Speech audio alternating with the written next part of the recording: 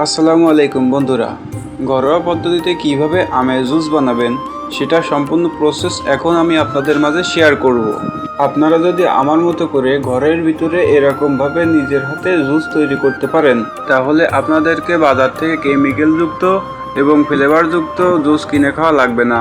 তাতে করে আপনাদের বাচ্চারা যে অতিরিক্ত জুসটা সেবন করে সেটার জন্য আপনাদের বাচ্চাদের পেটের কোনো সমস্যা হবে না। তো এখন আপনি আপনার নিজের এবং আপনাদের বাচ্চাদের জন্য এখনই তৈরি করে ফেলুন ঘরে বসেই নিরাপদ ও কেমিক্যাল মুক্ত জুস।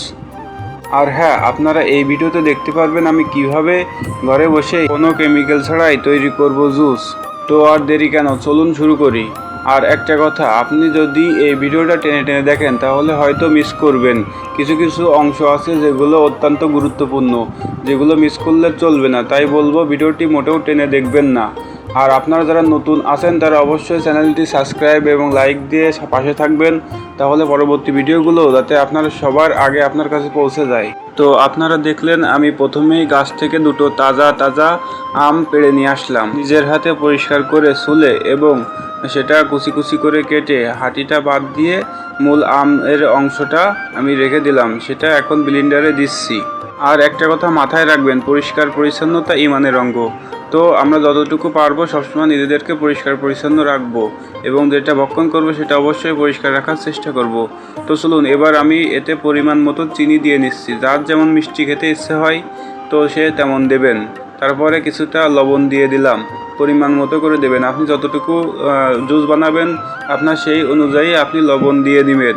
এরপর এতে আমি একটা কলা অ্যাড করব, কারণ কলা অ্যাড করলে এতে বাড়তি একটা পুষ্টি হবে এবং এর একটা ফ্লেভার আছে যেটা অত্যন্ত সুন্দর হবে।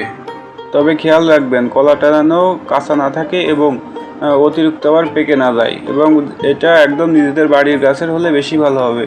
কারণ বাজারের কলাতে তো অনেকটা ফরমালিন মেশানো থাকে বা অনেক কিছু মেশানো থাকে, যার কারণে বাজারেরটাও নিরাপদ নয়। এতে এবার আপনি পরিমাণ মতো পানি দিয়ে নিন, যেটুকু পানি দিলে আপনার জুসটা সুন্দর হবে। এখন আমি ব্লেন্ডারটার মুখ সুন্দর করে এঁটে দিয়ে এটা বিদ্যুৎ দিয়ে দিব এবং মেশিনটা অন করে দিয়ে কিছুক্ষণ চেপে ধরে রাখবো, যাতে করে বাইরের দিকে জুসগুলো ছুটে ছুটে না পড়ে যায়। এভাবে কিছুক্ষণ রাখবো যতক্ষণ না পর্যন্ত সম্পূর্ণ ফলগুলো গলে না যায়। এভাবে কিছুক্ষণ রাখার পর খেয়াল করবেন যে সব কিছু একসাথে সুন্দরভাবে মিশ্রণ হয়ে গিয়েছে। আমি হয়তো বাকি সবার মতো সুন্দর করে গুছিয়ে কথা বলতে পারি না, তো যেটুকু পারি সেটুকু চেষ্টা করি, আর বাদ বাকিটা আপনারা বুঝে নেওয়ার চেষ্টা করবেন। এখন দেখুন জুসটা প্রায় অনেকটাই মিশ্রণ হয়ে গিয়েছে। আপনারা হয়তো অনেকেই ভাবতেছেন যে জুসের কালার তো এরকম হয় না, তো এখানে তো দেখতেছি সাদা সাদা হয়েছে। তাদের জন্য বলবো যে আপনারা যদি সম্পূর্ণ জুসের কালার আনতে চান তাহলে বাজার থেকে কিনে আনবেন অরেঞ্জ কালার। সেটা এখানে সামান্য পরিমাণে মিশ্রণ করে দিলেই আপনার ঘরোয়া পদ্ধতিতে তৈরি করা জুসটা হয়ে যাবে অরেঞ্জ কালারের মতো, একদম বাজারের মতো। আর যদি আপনি বাজারে জুসের মতো ঘ্রাণ আনতে চান তাহলে বাজার থেকে ম্যাঙ্গো ফ্লেভার কিনে নিয়ে আসবেন, এনে এর সাথে মিশ্রণ করে দিবেন, তাহলে অরিজিনাল বাজারের মতো করেই হয়ে যাবে। তো আমি যেহেতু ঘরোয়া পদ্ধতিতে তৈরি করতেছি সেজন্য ওগুলো অ্যাড করতে চাচ্ছি না, কারণ এটা আমি সম্পূর্ণ নিরাপদেই রাখতে চাচ্ছি, যাতে করে এটা সেবন করলে কোনো রকম ক্ষতি না হয়। আমার কাছে মনে হলো এটাতে লবণ এবং চিনির পরিমাণটা একটু কম আছে, তাই আমি পুনরায় একটু চিনি এবং একটু লবণ অ্যাড করে নিলাম। আপনারাও ব্লেন্ডার করার পরে মুখে দিয়ে দেখবেন যদি কোনো কিছুতে কম থাকে বা কম মনে হয় তাহলে সেগুলো পুনরায় আবার অ্যাড করে দিবেন এবং দিয়ে মেশিনটা আবার চালু করে দিবেন। আর যে কথা বলতেছিলাম, আমি প্রথমেই বলেছি এটা আপনার নিরাপদের জন্য তৈরি করা হচ্ছে।